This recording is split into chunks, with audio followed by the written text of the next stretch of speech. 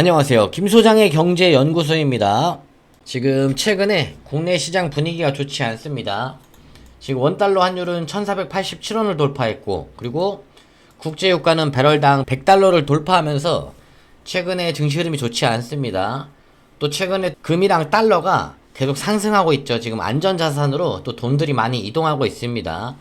이러다 보니까 뉴욕 증시와 국내 증시 모두 지금 변동성이 커지고 있는데, 지금 시장이 단순 조정일지 아니면은 본격적인 하락장인지 거기에 대해서 오늘 좀 분석을 했으니까 오늘 방송 시청하시면 될 것 같습니다.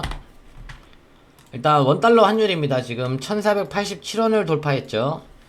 지금 원달러가 이렇게 급하게 올라가는 게 아무래도 중동 리스크가 컸고, 그리고 최근에 국내 증시에서 외국인이 현물 선물 동시 매도가 컸습니다. 지금 원달러 환율이 올라가는 이유가 보면은 보통 이 구조가 어떻게 되냐면은 외국인이 주식을 팔면은 원화를 갖고 있겠죠. 근데 그 원화를 가지고 달러를 환전하다 보니까 달러 수요가 올라가면서 이 원달러 환율이 올라가는 구조입니다. 그래서 보통 우리가 1480원 정도, 80원 정도까지는 어느 정도 약세장이다 이렇게 인정할 수가 있는데, 이 원달러 환율이 1500원을 넘어갔을 때는 좀 아무래도 좀 위험합니다. 금융시장 자체가 우리 국내 시장이 좀 패닉으로 갈 수 있는 그런 흐름도 있다 보니까 원달러 환율은 지속적으로 체크를 해야 됩니다. 지금 여기 내용을 보면은 원달러 환율 1500 돌파 여부를 계속 확인해야 되고, 그리고 국제유가도 배럴당 110달러를 넘어가는지, 그리고 우리 국내 증시에서 외국인 포지션이 선물 매도 계속 하고 있는지 이 내용들을 체크하면서 우리 코스피가 앞으로 또 조정을 받을 수 있을지 아니면은 얼마나 받을지를 봐야 됩니다. 지금 원달러 환율 1500원대는 좀 위험합니다. 이 내용 체크하시고, 그리고 아시아 통화를 보겠습니다. 지금 중국 위안화와 엔화가 있는데, 일단 일본 엔화 같은 경우 보면은 한국의 원달러랑 흐름이 비슷합니다.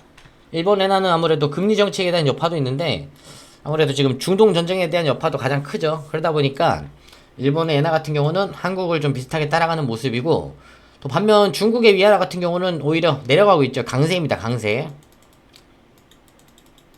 그래서 왜 중국의 위안화만 강세냐 보면은, 일단은 표면적인 이유를 먼저 보겠습니다. 여전히 무역흑자 세계 1위, 중국은 무역흑자 세계 1위라는 타이틀을 가지고 있고, 그리고 제조업 수출 규모도 압도적이다 보니까 달러 유입이 많습니다. 그러다 보니까 지금 특별하게 중국의 위안화만 강세인데, 이거는 좀 표면적인 얘기고, 사실상 보면은 중국은 또 자본 통제가 심하죠. 중국은 중국의 인민은행에서 매일 기준 환율을 정하고 관리하는 구조입니다. 그러다 보니까 지금 의도적으로 좀 강세를 만든 거고, 또 중국 같은 경우도 지금 위안화를 약하게 갈 수가 없죠. 지금 같은 경우에 중국도 경제가 막 좋은 상황이 아니다 보니까 지금 위안화를 너무 약하게 만들면은 자본도 유출되고 부동산 위기도 있을 거고, 또 금융시장까지 불안해지다 보니까 지금 중국 같은 경우는 의도적으로 지금 화폐 가치를 올리는 그런 흐름이다 이렇게 보시면 됩니다. 그리고 국제유가입니다. 지금 WTI유 보면은 지금 배럴당 96달러를 지금 유지하고 있고, 브렌트유 같은 경우 101달러로 100달러를 돌파했습니다. 그래서 지금 우리 원달러도 상승하고 있고 국제유가도 올라가고 있고 또 외국인까지 매도 치다 보니까 지금 코스피가 변동성이 좀 확대되는 구간입니다. 그래서 국제유가도 배럴당 110달러를 넘어가면 좀 위험합니다. 그때부터는 충격이 좀 더 커질 수 있다. 그 내용들 확인하시면 되고, 금 가격입니다. 금 선물 보면은 지금 또 가격이 또 계속 오르고 있죠. 달러와 마찬가지로 지금 금도 지속적인 상승세의 흐름을 보여주고 있습니다. 안전자산으로 흘러가고 있다, 안전자산으로 이동되고 있다, 이 내용을 보시면 됩니다. 그래서 지금 한국 증시 체크 포인트를 보면은 요 5가지를 보면 됩니다. 지금 우리 원달러 환율이 1500원을 돌파하는지, 그리고 국제유가가 배럴당 110달러를 돌파하는지 위험하죠. 그리고 우리 국내 시장에서 외국인 선물이 지속적으로 매도가 나가는지, 그리고 미국의 공포지수도 확인하고, 그리고 금 선물도 지속적으로 보면서 이게 증시가 언제쯤 조정이 마무리가 될지 아니면은 지속적으로 좀 하락으로 이어질지를 판단할 수 있는 보조지표니까 이 5가지 내용들 확인하시면은 어느 정도 하락장에서도 대응할 수 있습니다. 그리고 지금 가장 또 큰 이슈가 지금 이란과 트럼프의 문제죠. 이란과 트럼프에 대한 내용을 좀 자세히 뜯어보면은 미국 정부에서는 원래 4월쯤 이란을 공격할 예정이었습니다. 근데 지금 이 트럼프 대통령이 의회의 승인 없이 공격을 때렸죠. 아무래도 이번에 중간선거에서 밀릴 것 같으니까 그냥 트럼프에서 먼저 때린 겁니다. 근데 이거 트럼프가 의회 승인 없이 공격할 수 있는 이유가 뭐냐면은 일단 미국이죠. 미국에서는 그 이란의 이슬람 혁명 수비대를 테러리스트 집단으로 분류가 돼 있습니다. 그러다 보니까 우리는 뭐 전쟁을 하는 게 아니라 테러리스트 집단을 공격한 거다. 이렇게 또 입장을 밝히면서 공격에 대한 명분을 만들었죠. 근데 최근에 이 전쟁에 대한 명분에 대한 이야기가 더 많습니다. 지금 이스라엘 네타냐후만을 위한 강행한 명분 없는 전쟁이다. 이런 내용들이 좀 많이 나오고 있죠. 그러다 보니까 미국 전사자까지 추가적으로 나오면서 미국 국내 여론은 오히려 더 심상치가 않습니다. 그럼 여기서 봤을 때 지금 트럼프 공화당에서는 지금 중간선거도 위험하죠. 중간선거도 위험하고, 그리고 2028년 또 대선까지 있죠. 그럴 때 대선까지도 밀리면은 아무래도 민주당으로 정권이 넘어갈 수도 있습니다. 그러면은 또 우리 한국에 또 유리한 또 친환경 정책으로 세계적인 정책 기조가 또 친환경 쪽으로 갈 수가 있으니까 그런 내용들을 또 확인하시면서 우리 2차전지 우리 국내 성장주들 또 어떤 식으로 또 미래가 펼쳐질지 좀 기대가 됩니다. 이 내용들은 제가 계속 확인을 하겠습니다. 다음으로 국내 투자자 동향입니다. 오늘 코스피에서는 마찬가지로 외국인 여전히 순매도 치고 있고, 코스닥도 외국인 순매도 치고 있습니다. 선물을 봐야 되는데 선물은 어제 이어서 오늘도 외국인 순매도 치고 있습니다. 어느 정도 좀 하방으로 잡고 있는데, 어제 같은 경우는 내만년의 날이었죠. 또 쿼드러플 워칭데이다 보니까 오늘은 또 좀 포지션에 변화가 있지 않을까 좀 내심 기대를 했는데, 일단 외국계 투자자에서는 어느 정도 보수적으로 일단 포지션을 취하고 있지 않다, 이렇게 보는 게 또 나을 것 같습니다.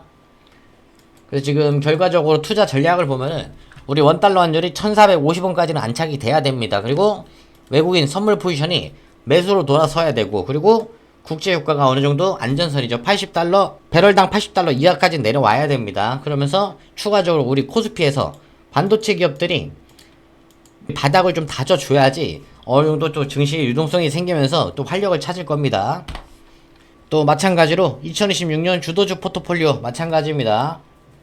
근데 지금 여기서 지금 어느 정도 또 위기 상황이다 보니까 어느 정도 좀 해칭을 걸어야죠.